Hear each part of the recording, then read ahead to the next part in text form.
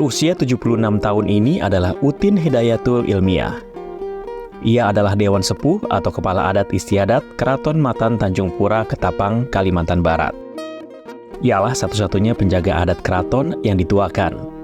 Satu-satunya pengatur pakaian di Istana Keraton Matan Tanjung Pura sejak 1997 hingga sekarang. Tumbuh di lingkungan keraton membuatnya sangat memahami seni dan tradisi yang dijaga di dalamnya. Tekad benang emas salah satunya.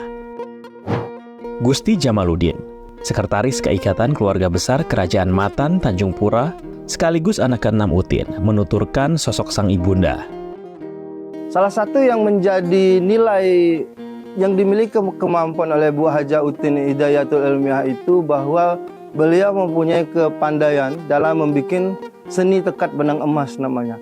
Tekad benang emas sendiri itu memang mempunyai sesuatu yang spesial. Spesial dalam arti bagai prosesnya memerlukan proses yang panjang dan mempunyai makna-makna yang khusus.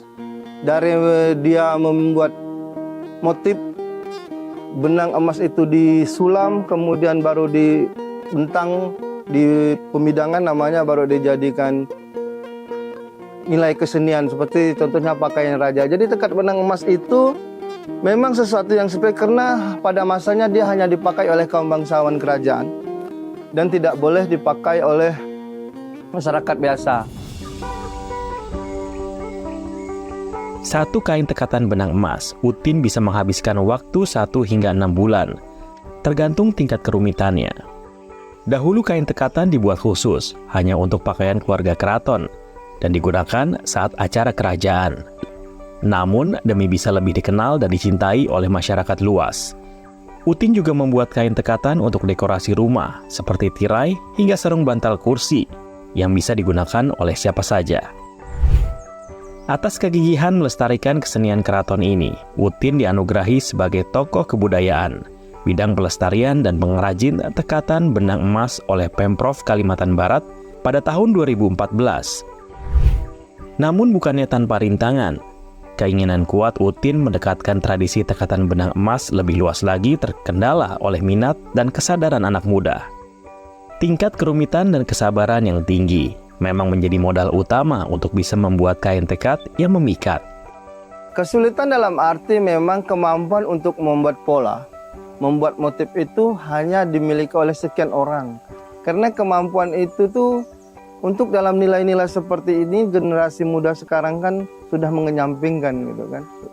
Jadi kesulitannya ya makanya kita berusaha bagaimana generasi sekarang itu mencintai kebudayaan. Itu kan perlu rasa cinta, perlu rasa suka baru kita mengerti dan paham. Karena dia secara komersil dia tidak terlalu cepat mendatangkan nilai komersil gitu kan. Anak-anak sekarang kan yang penting komersil, tapi dia tidak paham bahwa ini nilai-nilai luhur yang diwariskan. Pertama itu, kesulitan yang kedua bahwa tingkat memang kerumitan yang timbul dalam membuat tekad benang emas ini sangat sulit. Kita harus membuat motif dulu, pola dan benang dari satu lembar benang itu harus kita sulam. Jadi memang dia rumit. Namun, kini setidaknya Utin berhasil membimbing generasi penerus keluarga keraton dan telah mewarisi menjadi penenun kain tekad yang andal dan siap melanjutkan pelestarian budaya kain tekatan. Tak hanya tekad benang emas, Utin juga piawai membuat kain pelangi, kain khas tradisi Kerajaan Matan Tanjung Pura.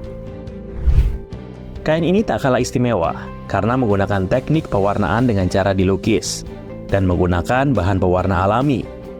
Warna yang dipilih pun adalah warna cerah dan melambangkan keceriaan. Selain berkecimpung pada seni tradisi yang dituang pada kain khas keraton, Utin juga menerapkan ilmu leluhur untuk membuat obat-obat tradisional. Tujuannya tak lain untuk membantu masyarakat yang membutuhkan. Beliau mempunyai kemampuan dalam hal pengobatan secara tradisional yang memang diwariskan oleh Kerajaan Matan Tanjung Pura. Jadi pada masanya baik moyang, uyuk, nenek saya itu juga membuat ramuan karena bagaimana kita menolong warga, menolong masyarakat yang memang kesulitan untuk mendapatkan pengobatan medis gitu. Jadi kita menggunakan apa yang ada di alam karena memang mengapa beliau masih bertahan? Ya niat beliau ingin membantu dan ya karena beliau merasa dia bisa membantu, punya kemampuan itu, ya dia harus membantu gitu. Karena ya pandangan hidup beliau kan, beliau harus mempunyai manfaat untuk orang lain. Tubuhnya memang sudah renta, namun kepiawaiannya menjaga tradisi dan budaya masih terjaga. Di balik dinding keraton Matan Tanjung Pura, semangatnya masih menggelora, mewariskan segalanya yang bisa membuat generasi penerus berbangga. Yang kesulitan yang sekarang saya sudah tua. Mudah-mudahan semuanya lancar, dapat diwariskan. Kan ini nanti kalau tidak diwariskan, tradisi ini nanti hilang. Dia harus dipelajari anak-anak, bisa ajarkan ke anak cucu, wasiatkan, wakilkan. Yang kan Kerajaan Matan Tanjung Pura ini mempunyai adat istiadat yang penuh, budaya.